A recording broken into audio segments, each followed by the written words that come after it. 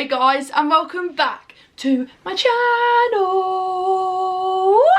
So for today's video we are going to be talking about what I wish I knew when I was younger.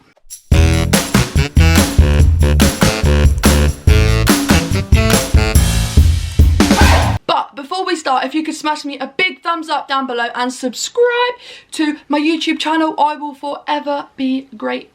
So let's get on to the video. So as many of you know, I am 22 years old and I kind of thought, you know what, I'm still pretty young, kind of. I act like I'm 10. But anyway, that doesn't matter. So I thought I'm going to write a list of some things that I thought kids with ADHD would probably want to know, you know, because I know growing up undiagnosed I had a lot of questions, and I know even if I was diagnosed at that, like at a younger age, I probably would have still had a lot of questions. So I put together a list of some things that I wish I'd have known when I was younger, but I'm going to tell you now so you don't have to worry. So for number one, it has to be, I wish that I knew I was smart. You know, deep down I knew that I could be good at English, science, maths, drama, art, photography, sport, but I always had this deep down feeling that I wasn't good enough and that my answers weren't good enough. I was always in the wrong, you know, my behaviour was always wrong. So it kind of rubbed off on me that, do you know what, I'm not even going to bother trying because I'm never right, you know, everything I do is wrong. So deep down, you know, I felt I'm not good at that. You know, I made myself believe that I wasn't good enough and I didn't deserve the chance to try, or the opportunity to try. So for number two, it has to be, I wish I recognised my potential. So all through school, you know, people were always saying, you should try harder, you've got so much potential but you just don't use it, you waste it. So I want to say I probably could have been a little bit more proactive and studied a little bit more. But what child doesn't, with or without ADHD, you know, who wants to sit in a classroom all day or like do homework all time? Like you just don't. But anyway, if you do, then why? So people with ADHD, children specifically with ADHD, they do get told a lot, you know, throughout education that they just aren't trying hard enough. But people need to realise when we are focusing and, you know, even when we're sat down and we're looking calm, it's taking a lot for us to do that. You know, I did try hard, and sometimes I would study for maths, I would study for other subjects, and when it come down to exams, I just couldn't focus. I couldn't remember. I couldn't sit there and read the questions because I was reading them over and over again and I still didn't understand. And the test, you know, marks didn't actually represent or reflect the hard work that I actually put in. And my potential that I supposedly had looked kind of like I wasn't caring, I wasn't trying, but I was. So I just want to say you do have the potential, and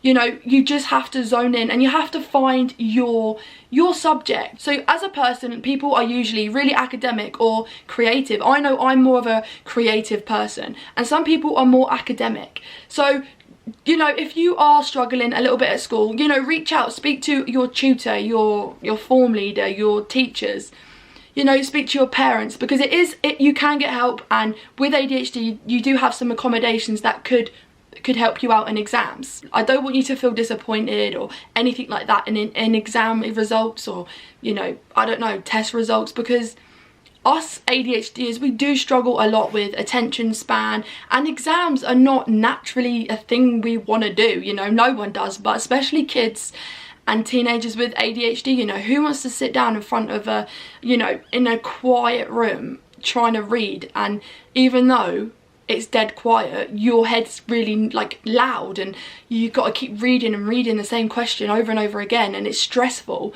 So your exam results may not reflect how hard you've actually been trying. So don't get disappointed or disheartened, because I know you try hard and your potential is that's just a word. Your mental health is the most important thing, so keep going. As long as you try your best, that is all that matters. So for number three, I wish I would have known that it was okay to be different. So being different is something you should be super proud of. Who wants to be a copy and paste version of someone else? You don't. Your identity and your uniqueness is something that you're going to stand out from the crowd. You're going to have something that someone else doesn't. You know, this could be the difference between you getting a job and you're not getting a job. You could have a different spark. You know, people could love your enthusiasm, people could love your personality, and what you bring to the table is something that no one else is ever going to have, because you being you is enough. I want you to know that being different is actually better than being normal, because what is normal? You being you is normal, because you don't need to change. So please just remember that being different and not fitting in to society's normal is actually a good thing. I want you to know that, because I wish I'd have known that. I used to have to change who I was every time I met someone else. I had to make a new version of myself because I didn't feel like I was good enough. But you are good enough, and people that love you for the true version of you, they are your people. If you have to change around people, get the hell out of that group. They don't deserve you. So for number 4, I wish I would have known how to express and communicate and explain what was going on inside my head and how it made me feel. So growing up, I always had these like intrusive thoughts. My anxiety was always raging, and I was always just feeling different, scared, alone, isolated, but I never told anyone. I used to just think it's better just to be someone else. I used to just change who I was and basically camouflage who I was, and I used to push away the people that tried to help me because I didn't want to look vulnerable. So I want you guys to know that you need to speak up. You need to like talk to somebody that you trust, because when you start opening up and you're talking about how you feel, it actually gets a lot better. And I wish that I'd have known that it was okay to speak up about my mental health. I want you to know how important that is, because your mental health is the most important thing. You can be fit and healthy, you could have a 6-pack, but if your brain and your mental health isn't healthy, then you're not gonna get anywhere, because this is the biggest barrier. And once you start taking control over those thoughts, trust me, you're onto a winner. But when you start letting these thoughts like be intrusive and take over your life, you know, it can be very, very scary and lonely. And I want you to know, don't let it get that far. Speak to someone, let someone in, because that person could literally change your life.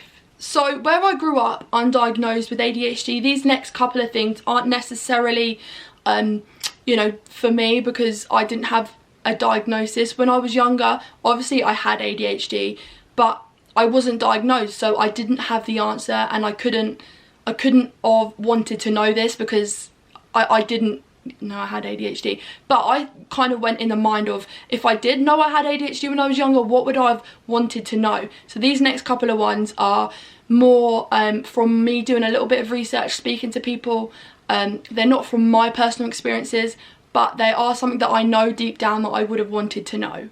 So for number 5, I have been told that people and children with ADHD wish they would have known a little bit more about their medication, and they wish they would have known that it wasn't a scary thing. So I want to tell you from my experience, my medication has changed my life. It has allowed me to explore new hobbies, new interests. It's made my relationship with my family better. It's made my sibling be able to bond with me a lot more. You know, I've been able to be the true Molly because I have this little tablet that can make my mind feel a little bit better for a little bit of the day, not forever, just for a little bit. When you have ADHD, you do struggle with relationships, friendships, and you know, interests in general. You know, you struggle to be able to maintain focus. Even if you are interested in some subjects, it can sometimes become very hard to focus on them, and that's okay. So what I want you to know is that medication is not something you should ever feel embarrassed about, nor should you ever be scared of. You know, if it's given to you by a doctor, it won't be a dangerous thing. You know,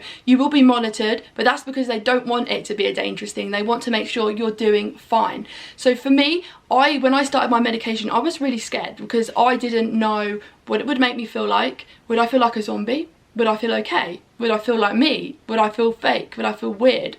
I didn't know. But I tried it, and I'm so glad that I did try it because it has changed my life. So I just want you to know that being on medication isn't scary. If it helps you, it helps you. If it doesn't, that's okay. There are other things that help you, like therapy, talking to people. You know, things like that do help. And I just want you to know, you should never be afraid, nor should you ever be embarrassed about taking ADHD medication because it helps us. So, yeah.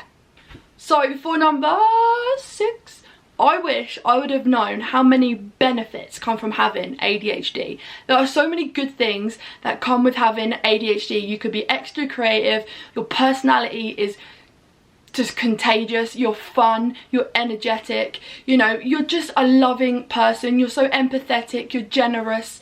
There's some people out there that don't have any of those traits, and you have them all. Having ADHD doesn't have to be a bad thing. I want you to know that having ADHD can be a really good thing. You know, you have some traits that might come across a bit stubborn, rude, scary, angry, but you have many more that make you a fantastic person.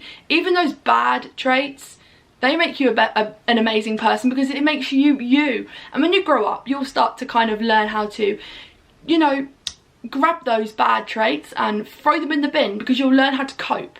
I just want you to know that when you grow up with ADHD, you will learn just how amazing it can be. And once you learn how to refocus, you will be able to smash it. You'll get your dream job. Trust me, I know you will. You have so much potential and you do use it. You are worth it. So you being you, that's good enough for me, and it's definitely good enough for you. You are just an amazing person. I want you to know that you are worth it. You are worth every opportunity. You're worth every chance because you are amazing, and I want you to know that. Having ADHD does not have to be a bad thing. Once you learn how to cope with ADHD, it won't go away. Medication won't take it away. You just learn skills that make it a little bit easier for you to cope. So I just want you to know, ADHD can be a really good thing to have. So that's it for today's video. I just wanted to do a little short video because I'm now uploading 3 times a week, Monday, Wednesday and Friday. So 3 days a week, 3 videos.